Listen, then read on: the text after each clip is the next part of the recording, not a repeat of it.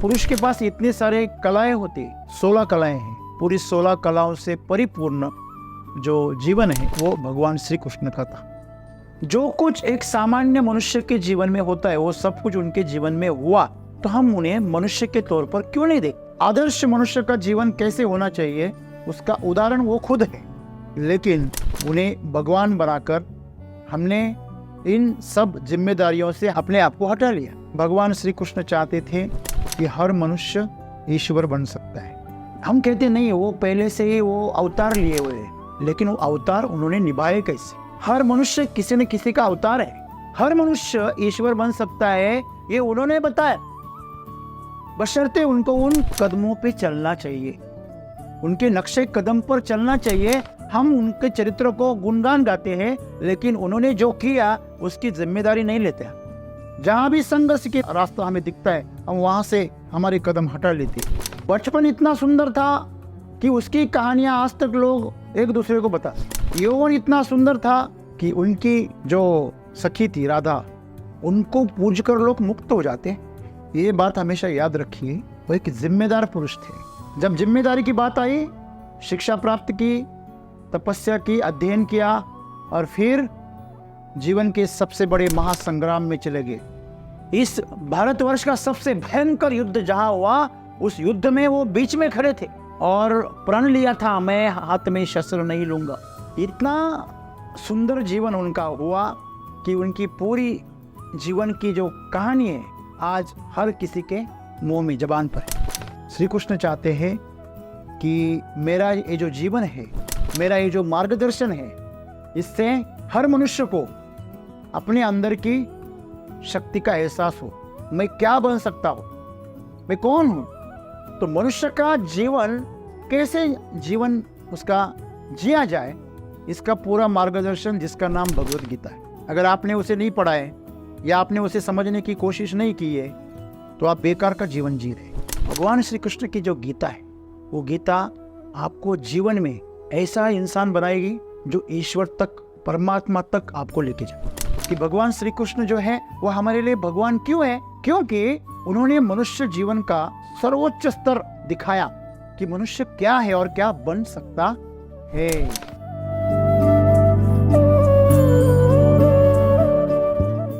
दोस्तों, आज श्री कृष्ण जन्माष्टमी का त्योहार है जो गुजरात में बड़ी धूमधाम से मनाया जाता है। भगवान श्री कृष्ण, इनको आज पूरी दुनिया में पूजा जाता है। क्यों पूजा जाता है? उन्होंने जो गीता कही, उस भगवत गीता की वजह से उन्हें पूरी दुनिया में पूजा जाता है। मनुष्य जीवन जिस चीज़ की आशा करता है, अपेक्षा करता है, वो है आनंद, सुख, शांति, तृप्ति। इन सब चीज़ों को जो धारण करते थे, पूर्ण पुरुष के पास में जो कलाएं चाहिए, वो पराक्रमी चाहिए, वो शांत चाहिए, उदार चाहिए, ज्ञानी चाहिए, शूर चाहिए, निर्भय चाहिए, करुणावान चाहिए, प्रेम से भरा हुआ चाहिए। जब हम किसी नारी की बात करते हैं तो उसमें एक सखी चाहिए, एक पत्नी चाहिए, माँ चाहिए, एक बहन चाहिए। तो जैसे इन गुणों का वर्णन किया जाता है, वैसे पुरुष के बारे में, मनुष्य के बारे में, जब पुरुष के पास इतने सारे कलाएं होती, 16 कलाएं हैं, पूरी 16 कलाओं से परिपूर्ण जो जीवन है वो भगवान श्री कृष्ण का था।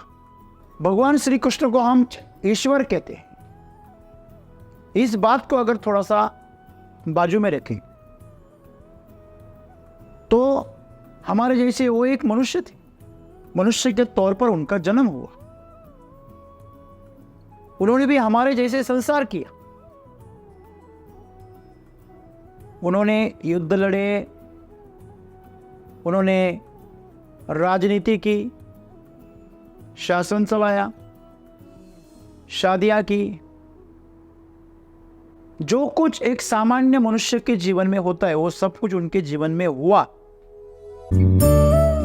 तो हम उन्हें मनुष्य के तौर पर क्यों नहीं देखते? उनको ईश्वर के रूप में देखने की सबसे बड़ी जो सबसे बड़ा नुकसान जो हुआ मनुष्य का, कि मनुष्य ने उनको ऊंचे स्थान पर रखकर उनकी पूजा शुरू की। लेकिन वो एक मनुष्य थे, एक महान मनुष्य थे, जिन्होंने मनुष्य को ऊपर उठने के लिए जीवन भर कोशिश की।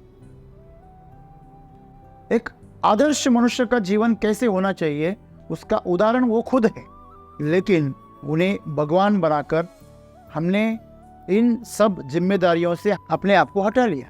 आपको अगर जिम्मेदारी से हटना है ना, तो बस एक काम करो, जो बहुत अच्छा कर रहा है उसे ईश्वर बना दो, बस हो गया काम। तो जो भी करेगा वो करेगा, हम सिर्फ सपोर्ट में रहेंगे।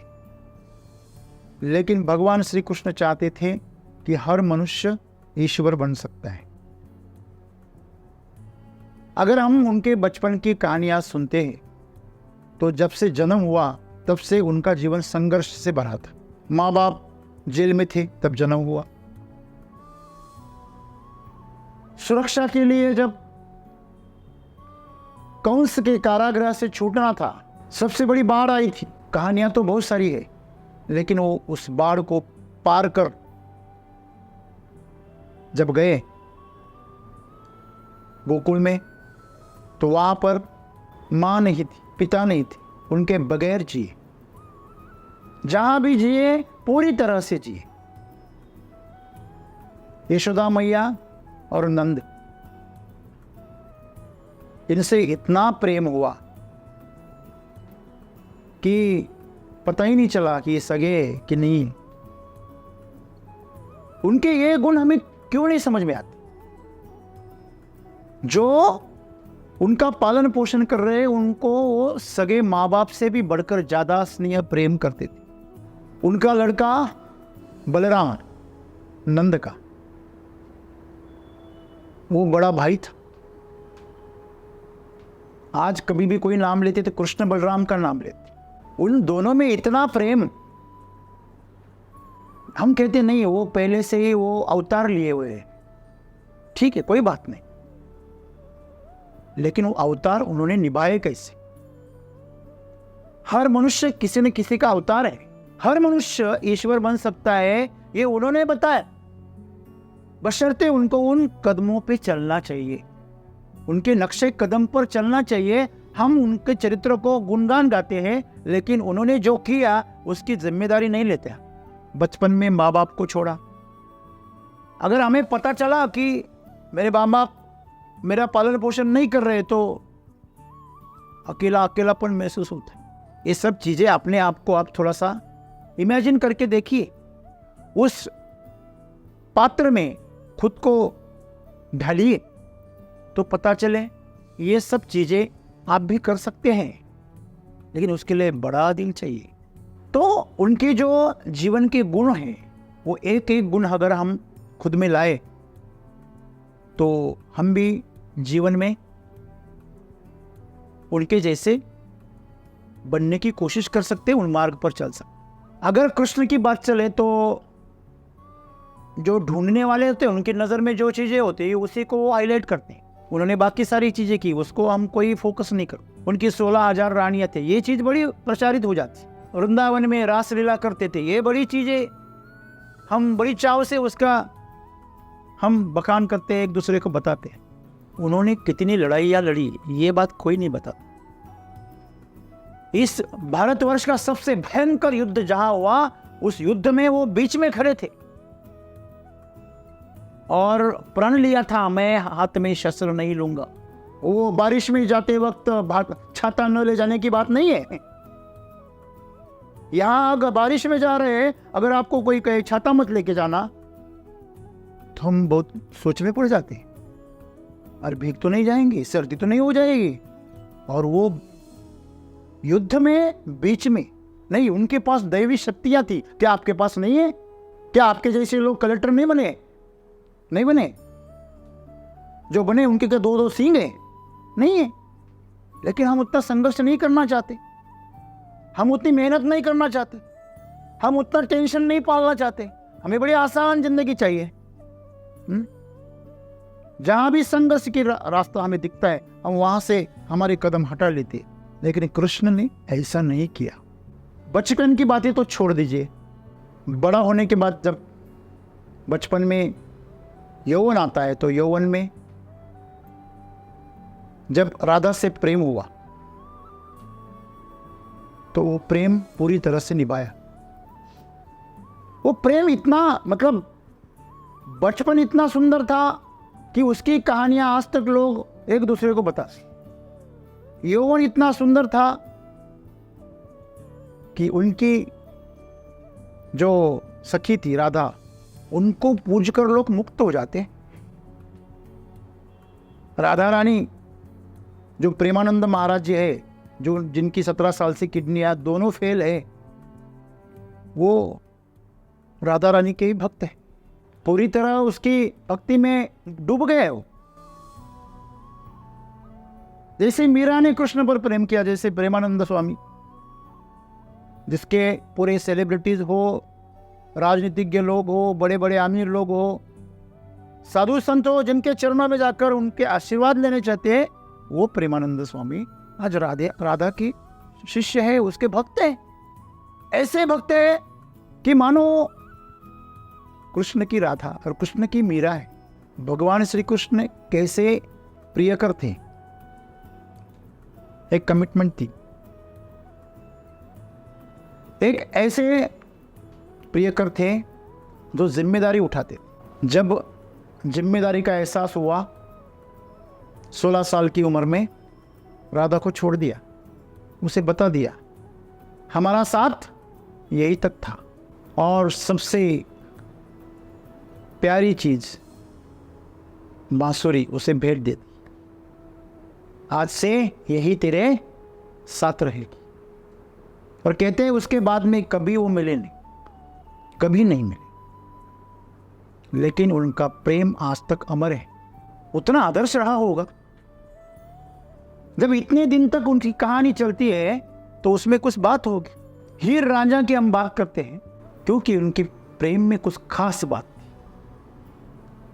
जीवन दांव पर लगाने की बात थी। उनकी प्रेम कहानी कितनी बड़ी होगी।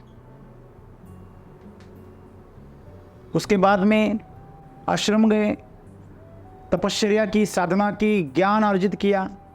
ये कोई नहीं बताता, हम बताते नहीं, उनका अवतार था। हम हमारे बच्चों को ये बताते वो तो देवी पुरुष थे, वो सब जानकर जमीन पर उतरे थे। नहीं, जैसे हम शिक्षा लेते हैं वैसे उन्होंने भी शिक्षा प्राप्त की। ये बात हमेशा याद रखिए, वो एक जिम्मेदार पुरुष थे। जब जिम्मेदारी की बात आई, शिक्षा प्राप्त की, तपस्या की, अध्ययन किया, और फिर जीवन के सबसे बड़े महासंग्राम में चले गए, जिसे हम महाभारत के नाम से जानते हैं। उस महाभारत के वो केंद्र में थे। पूरा महाभारत आप खोल कर देखें, उनकी पूरी कोशिश थी शुरू में कि दोनों में सुलह हो, न्याय हो, और राजनीति में भी आध्यात्म काम करे, आध्यात्मिक तौर से राजनीति हो, इसका उन्होंने प्रयास किया।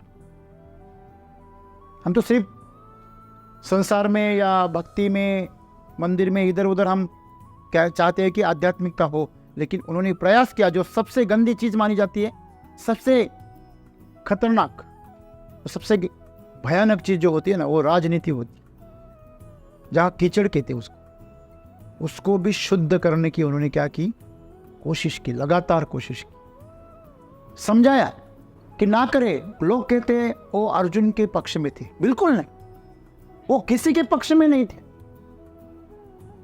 वो सत्य के पक्ष में थे हमेशा। वो दोनों के बराबर रिश्तेदार थे, फिर भी उन्होंने किसी की पक्ष नहीं लिया, उन्होंने सत्य का पक्ष लिया। लोग कहते नहीं वो अर्जुन के पीछे और पांडवों के साथ कैसे थे, वो द्रौपदी के साथ कैसे थे, नहीं, उन्होंने खुला उनको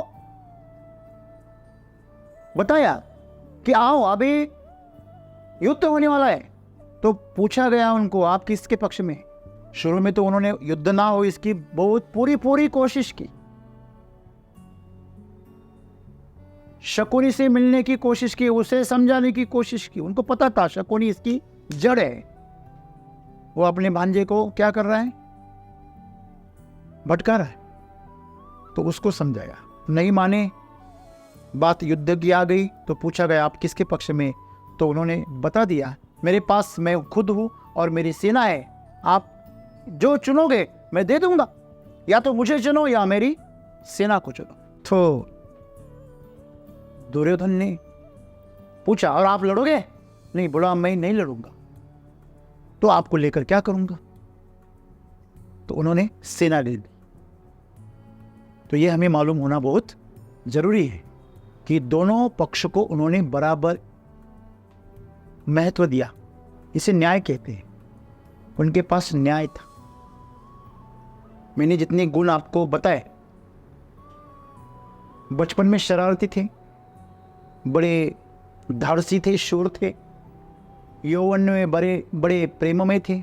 आप बात करते हैं ना उनके गोवर्धन की, उसी में सूत्र छिपा है। लोग कहते हैं उन्होंने उंगली पर उसको गोवर्धन पर्वत को उठाया और पूरे गोकुल को बचाया। एक कहानी है, एक कवित्व है, कवि की कल्पना है। वास्तव में जब भी बाढ़ आती है तो हम कहां जाते? ऊंचे स्थान पर जाते। तो गोवर्धन पर्वत जो था वहां पर उन्होंने निर्देश किया सबको, आप यहीं चले, और वहां पर लेके गए और वहां पर उन्होंने उनको आश्रय दिया, बचाया। जब तक बाढ़ थी तब तक। और गोवर्धन के नाम में ही गोवर्धन, गोकुल में सबसे बड़ा जो व्यवसाय था वो दूध का था, दूध के आधार पर था। तो उन्होंने गो के वर्धन के लिए जो पर्वत का चयन किया उसे गोवर्धन ऐसे किया। गो मतलब गाय, जो गाय का वर्धन करता है, पोषण करता है। तो हमें इन कथाओं से बोध लेने की जरूरत है। आज का जो युवा है, आज की जो पीढ़ी है, वो क्या चाहती है? हमें प्रूफ चाहिए। प्रूफ ना हो तो हम भरोसा नहीं करते। तो ये उसके प्रूफ है। वो तब से उनको पता था कि गो का वर्धन करेंगे तो आपके यहां समृद्धि आएगी, आपके यहां स्वास्थ्य आएगा। आज हमारे पास अगर स्वास्थ्य नहीं है, समृद्धि नहीं है, तो हम गो हत्या कर रहे, गो वर्धन नहीं कर रहे। हमारे पास में गो हत्या के बड़े बड़े दुकानें, बड़े बड़े स्लॉटर हाउसेस है, आप खुद को खत्म कर रहे हैं। उन्होंने तब से बताया, आगाह करके रखा कि आप ये करो तो आपकी समृद्धि होगी। तो राजनीति में भी बात करते राजनीति की, तो राजनीति में उन्होंने किसी का पक्ष नहीं लिया। फिर बाद में जिनके पक्ष में वो गए, पांडवों के, तो पांडवों को जिताने के लिए उन्होंने कोशिश की। तो अर्जुन को उन्होंने मनाने की कोशिश की थी, तो लड़। अर्जुन पीछे हट गया। सबसे बड़ा धनुर्धर, इस विश्व का सबसे बड़ा योद्धा, वो अपना धनुष नीचे डालकर रोने लगा, मुझे नहीं लड़ना है। तो उसे सिखाया कि क्यों लड़ना है। उसी से गीता निकली, ये ज्ञान का प्रतीक है। उसके बाद में जब जीत हुई तो वापस चले गए और द्वारिका नगरी को बसाया। आज भी वो द्वारिका नगरी आपको समंदर में मिलेगी, द्वारका में। आप सोचिए, कुछ हजार साल पहले जो मनुष्य हुआ, महान मनुष्य हुआ, जो ईश्वर, जिसे हम ईश्वर मानते हैं, ईश्वर कहते हैं, पूछते हैं, वो भी हमारे जैसे एक इंसान ही था। और सद्गुरु आज वही बता रहे, जिनका जीवन शुरू हुआ संघर्ष से और मृत्यु भी हुआ संघर्ष में, जीवन भर युद्ध लड़े। रुक्मिणी जो उनको प्रेम करती थी, लेकिन उसका भाई रुक्मी बड़ा खूंखार था, वो उसे मना कर रहा था, क्या है उस कृष्ण के पास। वो रोने लगी, वो अत्याचार करने लगा अपने बहन पर। जब ये बात कृष्ण को पता चली, भिड़ गए उससे। और रुक्मिणी को उठाकर लेके आए। आज भी हमारा दूल्हा घोड़े पर बैठकर जो हाथ में शस्त्र लेता है, कट्यार होती है हाथ में, होती है ना, और उसी का प्रतीक है। वो दुल्हन को भगा कर लेके जाने के लिए, उसका संरक्षण करने के लिए, उसका सम्मान रखने के लिए जो पुरुषत्व करता है वही उसका दूल्हा कहलाता। भगा कर लेके गए मतलब वो भगोड़े थोड़ी थे। उन्होंने जीवन में जो भी किया ना, उसका उद्देश्य उनका बहुत ही शुद्ध था। तो आप उनकी मृत्यु की कहानी आपने सुनी होगी। शिकारी ने तीर चलाया और पैर पर लग गया। पैर इतने कोमल थे कि प्राण छोड़ दिए। आप सोचिए, इतना सुंदर जीवन उनका हुआ कि उनकी पूरी जीवन की जो कहानी है आज हर किसी के मुंह में, जबान पर है। क्यों है? आज भी हमारे जबान पर कई सारी कहानियां हैं, लेकिन हम उनको पूछते नहीं।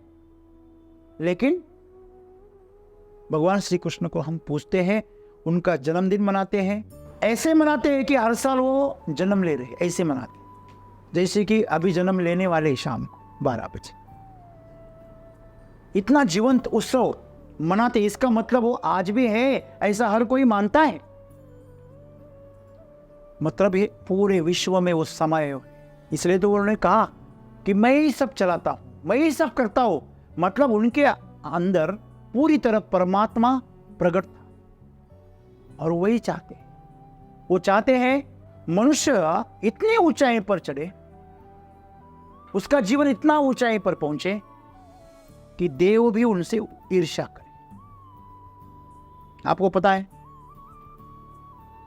मनुष्य, गंधर्व, देव और ईश्वर, ये स्तर है।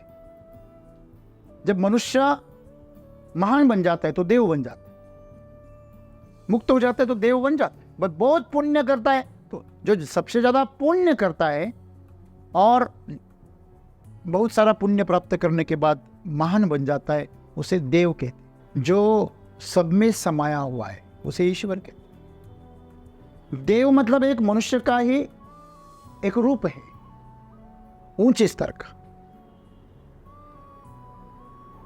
आपको पता है कि जब कोई अमीर, सबसे अमीर मनुष्य है तो उसके पास में कोई पुत्र नहीं है, उसको कोई संतान नहीं। तो जिसकी भी संतान है और उससे जब वो प्रेम करता है, चाहे वो उसका सिपाही क्यों ना हो, चाहे वो उसका मजदूर क्यों ना हो, चाहे वो उसका गुलाम क्यों ना, दास क्यों ना हो, जब वो उसके बच्चे से वो दास प्रेम करता है, उसका सेवक प्रेम करता है, तो उसे ईर्ष्या होती है ना, कि मेरे पास इतना, हम कितने भी चाहे बड़े क्यों ना हो जाए, जो आपके पास नहीं उसके लिए आपको ईर्ष्या होती है। तो देव भी इससे छूटते नहीं, देव भी ईर्ष्या करते। तो श्री कृष्ण चाहते हैं कि मेरा ये जो जीवन है, मेरा ये जो मार्गदर्शन है, इससे हर मनुष्य को अपने अंदर की शक्ति का एहसास हो। मैं क्या बन सकता हूं, मैं कौन हूं। और इसकी पूरी कहानी उन्होंने गीता में बताई। कहते हैं ना, जब हम कोई चीज़ लेके आते, गैजेट लेके आते, टीवी, मोबाइल, गाड़ी लेके आते, तो उसके साथ में यूजर्स मैनुअल होता है। कोई भी चीज़ लेके आओ, उसके साथ में उस चीज़ को कैसे इस्तेमाल करें उसकी डिटेल में जानकारी होती है ना। उसे यूजर्स मैनुअल ऐसे कहते, उपयोग में कैसे लाएं। तो मनुष्य का जीवन जो है ना, तो मनुष्य का जीवन कैसे जीवन उसका जिया जाए, इसका पूरा मार्गदर्शन, जिसका नाम भगवत गीता है। अगर आपने उसे नहीं पढ़ा है या आपने उसे समझने की कोशिश नहीं की है, तो आप बेकार का जीवन जी रहे। देखिए, अगर कोई बिजनेसमैन है जिसने बिजनेस किया है, वो करोड़ों में उन्होंने बिजनेस खड़ा कर दिया है, या कोई खिलाड़ी है जो सबसे बढ़िया खिलाड़ू बना, तो वो क्या करता है, वो ट्रेनिंग लेता है दूसरों का कि मैं कैसे बना, अपनी कहानी बताता है और तुम ये चीजें करो, इसकी वो क्या करता है, मार्गदर्शन करता है ना। आज की तारीख में मैं आपको कहूं, जो थायरोकेयर नाम से आप जानते हैं, कुछ लैब है पूरी वर्ल्ड में, कुछ घंटे में आपको आपकी रिपोर्ट मिलती है। आप कहीं भी हो, कुछ घंटे में आपको रिपोर्ट मिलेगी कि आपके अंदर में क्या प्रॉब्लम्स है। पूरे आपके ब्लड के पूरे टेस्ट वो आपके घर पे आकर करेंगे।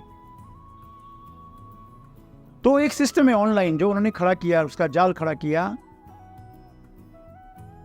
वो साउथ इंडियन एक बिजनेसमैन, आपको पता है 500 रुपए से उन्होंने एक बिजनेस शुरू किया, आज वो 5000 करोड़ का है। हमें ये चीजें कोई नहीं बताता। वो ऐसे कैसे बने, उसकी पूरी जानकारी आपको इंटरनेट पे मिलेगी। उन्होंने सब कुछ खोल के रख दिया है। वो भी एक गीता ही है, लेकिन संसार में कैसी चीजें उसकी गीता है। लेकिन भगवान श्री कृष्ण की जो गीता है, वो गीता आपको जीवन में ऐसा इंसान बनाएगी जो ईश्वर तक, परमात्मा तक आपको लेके जाए। इतना विकास आपका हो सकता है। आप बोलते हैं ना कभी कभी कि कोई बिजनेस कितना बड़ा खड़ा करे। हर कोई बिजनेस करने वाले बहुत लोग हैं, तो कोई छोटा करता है 10-20 लाख का, 50 लाख का, कोई करोड़ का करता है, कोई 1000 करोड़ का करता है, कोई आबज में करता है, और कोई इतना करता है कि दुनिया में सबसे बड़ा करता है। तो एक लेवल है, आप कौन से लेवल तक खुद को क्या करते हैं, विकसित कर। आप एक खिलाड़ू हो तो आप गांव के लेवल पे खेलते हो, आप तहसील में खेलते हो, राज्य में, देश में। आप कहाँ नेतृत्व करते हैं, आप वर्ल्ड में नंबर 1, आप वहां तक जा सकते हैं ना। वैसे जीवन में एक स्तर होते हैं। आप स्कूल में गए तो पहली कक्षा में, दूसरी कक्षा में, आप कॉलेज से आउट हो गए, आपने मास्टरी की, बराबर है ना। तो आपने बीच में अगर स्कूल छोड़ दिया तो कोई मजा नहीं, आपको अंत तक जाना चाहिए, ठीक है ना। जब आप कोई यात्रा में निकलते हैं, आप निकले कोई यात्रा में, समझ लो आप यहाँ से निकले बंबई, तो और बीच में ही आप भिवंडी तक गए और आप उन्हें आगे जाने का छोड़ दिया और वहीं से रुक गए। तो ऐसे मनुष्य का जीवन है आज। उसका जीवन उसके आखिरी मंजिल तक जाता ही नहीं। मैं हमेशा कहता हूं, हम बोनसाई की तरह जी रहे। हमें फल तो आते हैं, लेकिन शो के लिए आते, बस खिलाने के लिए। हमारा जीवन पूरी तरह इसी तरह बर्बाद हो गया। तो इसी का मार्गदर्शन आपको भगवद गीता से मिलता है या उनके जीवन चरित्र से मिलता है। उन्होंने अपने जीवन में पूरी तरह, आपको शिशुपाल की कहानी तो याद होगी। आप शिशुपाल की कहानी में सुनो तो उन्होंने उसके कितने अपराध गिने थे, 100 अपराध गिने। इसका क्या मतलब है, क्यों गिने होंगे। कहानी कुछ भी हो, बोध क्या लेता है इसमें। बोध ये है कि आपके पास पूरी शक्ति है, लेकिन माफ करने की कला भी उनके पास थी। 99 बार माफ किया। माफ कहते हैं कि शिक्षा करने वाले से, अपराध को दंड देने वाले से माफ करने वाला शूर होता है। माफ कौन कर सकता है। चलो तूने 10,000 की चोरी कर दी, माफ कर दी, ऐसा कौन कर सकता है। जो 2,000 कमा रहा है वो कर सकता है नहीं। जो करोड़ों में है वो बोलते हैं 10,000 अपन छोड़ दो, लाख में नुकसान हो गया होने दो, तो करोड़पति ही बोल सकता है। जिसकी पगार 5,000 हो उसको, करोड़ों वाले को वो माफ करेगा, गला दबा दे उसको। कोण तकलीफ होत असेल तर निघून जा बरं तिकडे, काय चुळबुळ करताय तुम्ही। जीवन में हमेशा ये याद रखिए कि माफ करने की जो क्षमता, कौन से हद तक, कितने हद तक। एक ही चीज थी, 999 बार कोशिश की, फिर भी 1000 बार कोशिश की, उसे हम थॉमस अल्वा एडिसन कहते। एक ही गुण किया। तो इसके भगवान श्री कृष्ण के पास कितने गुण थे, सोचो ना जरा। 99 बार अपराध माफ किए और 100वीं बार उसको दंड दिया। मतलब तुम्हारे पास शक्ति है, इसलिए पहली बार उसका इस्तेमाल करो, ऐसे नहीं किया। सहनशीलता कितनी थी, प्रचंड। जरासंध की बात सोचो, कितनी बार युद्ध किया, छोड़ दिया, माफ कर दिया। पृथ्वीराज चौहान को हम याद करते हैं क्योंकि उन्होंने सुल्तान को क्या किया था, छोड़ दिया था, और उसी ने आखिर में उनकी जान ली। लेकिन उनमें भी कला थी श्री कृष्ण जैसी, मरते मरते मार के गए। उसके राज्य में, उसकी सभा में, उनके लोगों के सामने, वो भी आंखें निकालने के बाद। इससे हमें कोई अचंभित नहीं होते, हम आश्चर्यचकित नहीं होते। नहीं, उनमें कोई दैवी शक्ति थी, ऐसे नहीं है। वो समर्पित थे, इस तरह पागल थे। ऐसी पागलपन आप में अगर जिंदगी में आ जाए तो आप भी उनकी राह पर चल सकते। ये तो वे कहते। मैं तो ये कहूं कि उनकी पूजा करना उन्हें कभी अपेक्षित ही नहीं था। उनके नक्शे कदम पर चले। आज लोग मेरी भी बात करते, मुझे कहते कि नहीं राम सर देव है, भगवान है, लेकिन वो जब कहते तो वो मुझे गाली लगती। ठीक है, उनकी भावनाएं बहुत अच्छी है, भावनाओं में बहुत प्रेम है, आदर है, सम्मान है, लेकिन मैं चाहता हूं कि ये प्रेम, ये सम्मान, ये आदर वो आपकी जिम्मेदारी में लाए, और जो मैंने किया, जो सहा, वो करे। खेती के लिए करे, मिट्टी के लिए करे, समाज के लिए करे, स्वास्थ्य के लिए करे, सबके लिए करे। लड़ाई लड़े, क्रांति करे, अपने अपनी क्षमता के अनुसार अपने गांव में, अपने परिवार में, अपने आसपास में छोटी सी क्रांति लाए। आपको जो जितना संभव है आप उतना कोशिश करें। भगवान श्री कृष्ण का सबसे बड़ा उत्सव हर हरिनाम सप्ताह में होता है। जो वारकरी संप्रदाय है वो जब हरिनाम सप्ताह करते हैं, कीर्तन चलाते हैं 8-10 दिन, और आखिरी दिन में काला होता है, तो उसमें उनकी कहानी और उनका चरित्र वर्णन किया जाता है। तो उनके चरित्र का जब वहाँ पे वर्णन होता है ना, तो वहाँ काला बनाया जाता है। तो उसमें बहुत सुंदर कहानी है कि वो काला कैसे बनते हैं। जब वो उसकी लीला बचपन की खत्म हो गई ना, तब वो बहुत मतलब शरारती थे, इतनी शरारत करते थे कि परेशान कर दिया था सबको। तो माँ ने उन्हें शिक्षा दी कि तू अब कल से गाय चराएगा। बहुत तकलीफ देता है सबको। तो उसे बाल गोपालों के साथ में भेज दिया गाय चराने। तो चराने जब जाते थे तो सब हर जाति से थे, हर समाज से लोग, बच्चे उनके साथ में। ऐसे नहीं है कि पूरे राजघराने से थे, सभी स्तर के समाज के बच्चे उनके साथ में रहते थे। तो हर कोई अपने लायक, अपने परिस्थिति अनुसार भोजन लेके आता था, बराबर। तो किसी की तो चटनी रहती थी बस और रोटी रहती थी, किसी के पास मक्खन होता था और किसी के पास मिठाइयाँ होती थी। हर एक के पास में अलग अलग होता था। छोटी थी कृष्ण, फिर भी उनको बुरा लगता था कि मैं इतना अच्छा खाऊं और मेरे मित्र सिर्फ रोटी खाए सूखी। नहीं, ये नहीं चले। फिर क्या, सब अपने अपनी रोटियां एक साथ लाओ। बड़ा सा वहां पे जगह बनाई और सबकी रोटियां एक साथ मिला दी, सबको मसल कर सबका काला बना दिया, और इसे काला कहते। मतलब यहां कोई भेदभाव नहीं है, और उसे सब मिला के, चाहों से सब मिला के खाते थे। तो कहते हैं ये जो काला है ना, ये खाने की देवों की इच्छा होती थी, लेकिन उन्हें नहीं मिलता था। आपको पता है, जब आप जन्म मृत्यु से मुक्त हो जाते तो शायद देव बन जाते, एक शक्ति बन जाते जो पॉजिटिव होती है। लेकिन उनके पास भी शरीर, जैसे भूत के पास शरीर नहीं होता, वैसे देवों के पास भी शरीर नहीं होता, देवों के पास शरीर नहीं होता। वो अच्छी आत्माएं, जैसे हम कहते हैं ना, ये बुरी आत्माएं और अच्छी आत्माएं। तो अच्छी आत्माएं मतलब जैसे पॉजिटिव एनर्जी और नेगेटिव एनर्जी ऐसे होते हैं। तो जो बुरी आत्माएं होती है वो तो तकलीफ देती है, हमें पता है, लेकिन अच्छी आत्माएं हमें मदद करती है, हमारी सहायता करती है। तो वो आत्माएं भी तरसती है ये सुख पाने के लिए, उसका साथ पाने के लिए, उसके साथ खेलने के लिए, खाने के लिए। तो भगवान श्री कृष्ण उनको चिढ़ाते थे, उनको ईर्ष्या करवाते थे। ऐसे ही आज सदगुरु हमें बता रहे हैं कि भगवान श्री कृष्ण जो है वो हमारे लिए भगवान क्यों है? क्योंकि उन्होंने मनुष्य जीवन का सर्वोच्च स्तर दिखाया, कि मनुष्य क्या है और क्या बन सकता है। तो मनुष्य वैसे तो कहें तो अपनी सभी सीमाओं को तोड़ सकता है, ना शरीर की ना मन की, अपनी ऊर्जा की सीमा तोड़ सकता है। तो जो उन्होंने बताया गीता में, वो तो न जाने आज तक लाखों लोग उसको अध्ययन करते आए, फिर भी समझ में नहीं आई। एक श्लोक लेते तो उसके ऊपर 2-2, 3-3 घंटे बोलते।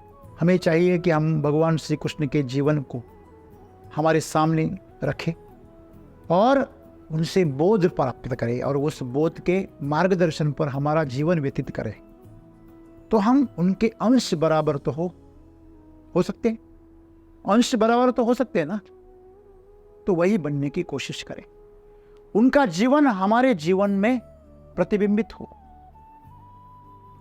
और यही आज उनकी जन्माष्टमी पर हम करें। शायद वो यही चाहते ये चाहते हैं कि जैसे मेरा जीवन था वैसे हर किसी का जीवन परमात्मा तक पहुंचे और पूरी तरह खिले। जैसे हर बूंद सागर बन सकती है कि नहीं बन सकती, लेकिन वो जब अलग हो जाती है तो बूंद रह जाती है। वैसे हम ऊर्जा के अंश हैं। अगर हमें पता चले कि हम उस सागर की एक बूंद है, तो हम उस सागर की तरफ दौड़ने के लिए क्या करेंगे? कोशिश करेंगे।